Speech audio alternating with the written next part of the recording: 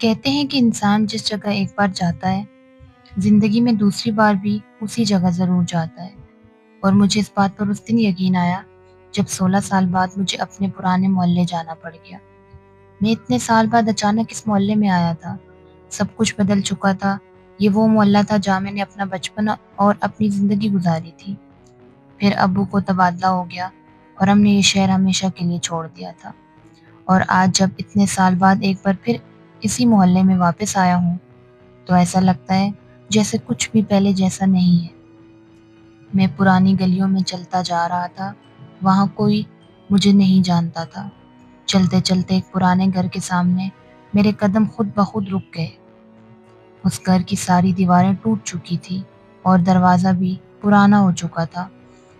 اس گھر کو دیکھ کر مجھے بہت کچھ یاد آنے لگا۔ وہ ہمارے پڑوسیوں کا گھر تھا، اور میں بچپن اور جوانی میں بھی اکثر ان کے گھر کھیلنے جاتا تھا۔ سچ پوچھے تو کھیلنا صرف ایک بہانہ تھا، میں اصل میں شبانہ کو دیکھنے جاتا تھا۔ شبانہ بہت خوبصورت اور میری سب سے اچھی دوست تھی۔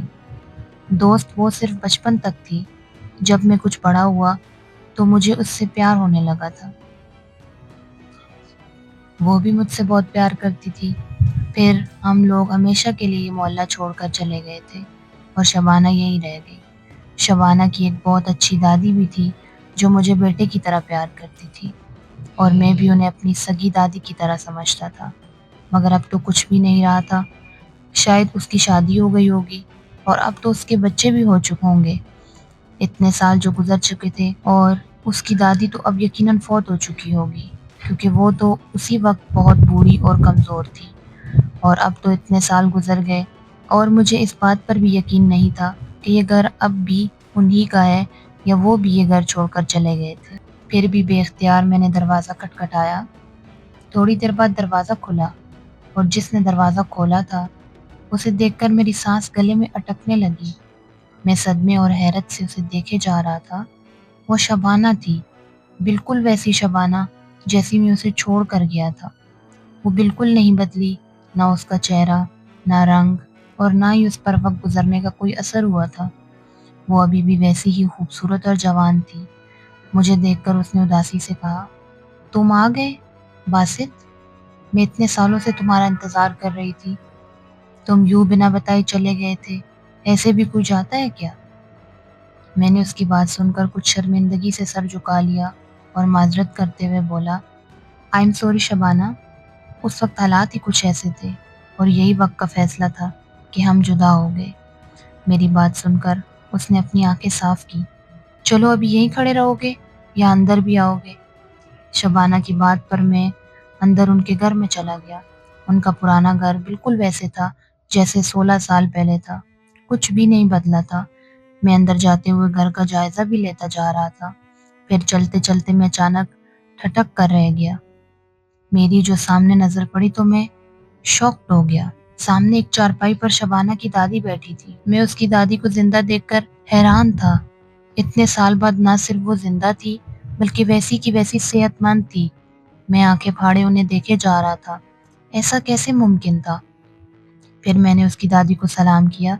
دادی نے مسکراتے ہوئے میری طرف دیکھ کر کہا، کیسے ہو باسط؟ اتنے سال بعد کیسے یاد کیا ہم غریبوں کو؟ میں دادی کی بات سن کر مزید حیران ہو گیا۔ انہوں نے صرف ایک نظر دیکھ لینے پر ہی مجھے پہچان لیا تھا، جبکہ میری شکل اتنے سالوں میں کافی تبدیل ہو چکی تھی، اور جب میں یہاں سے گیا تھا تب میرے چہرے پر داڑھی بھی نہیں تھی۔ میں ان کی یادداشت پر کافی حیران تھا۔ پتہ نہیں کیوں، لیکن میرا دل کہہ رہا تھا کہ کچھ غلط ہے۔ میں نے مسکراتے ہوئے کہا، میں ٹھیک ہوں، آپ کیسی ہیں دادی؟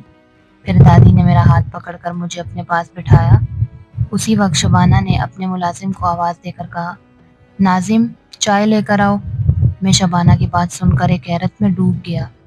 ناظم ان کے گھر کا کافی پرانا ملازم تھا، اور وہ اس وقت بھی انہی کے گھر کام کرتا تھا جب ہم چھوٹے تھے، اور آج اتنے سال بعد بھی اسی گھر میں ملازم تھا۔ میرے لیے یقین کرنا مشکل ہو رہا تھا۔ میں نے شبانہ سے پوچھا، کیا ناظم اب بھی یہاں کام کرتا ہے؟ شبانہ مسکراتے ہوئے بولی، ہاں، ناظم اب بھی ہمارے گھر میں کام کرتا ہے۔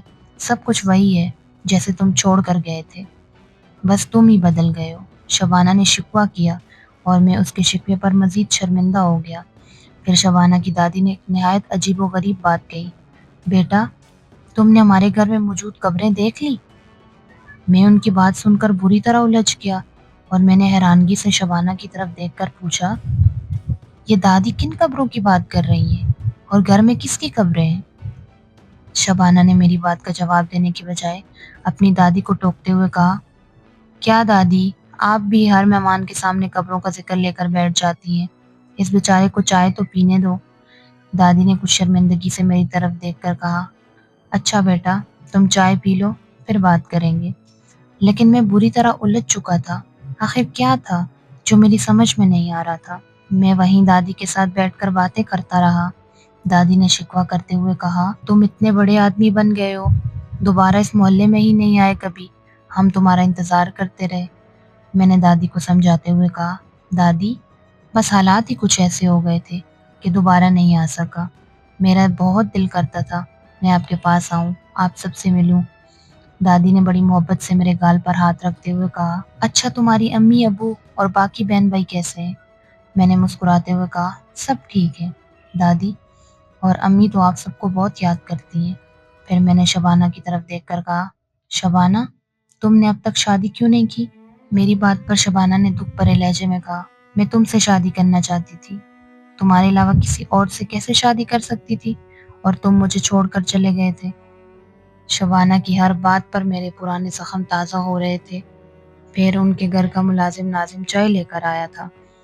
میں ناظم کو دیکھ کر ایک بار پھر الجھ گیا، کیونکہ ناظم اب بھی ویسا تھا جیسے 16 سال پہلے تھا۔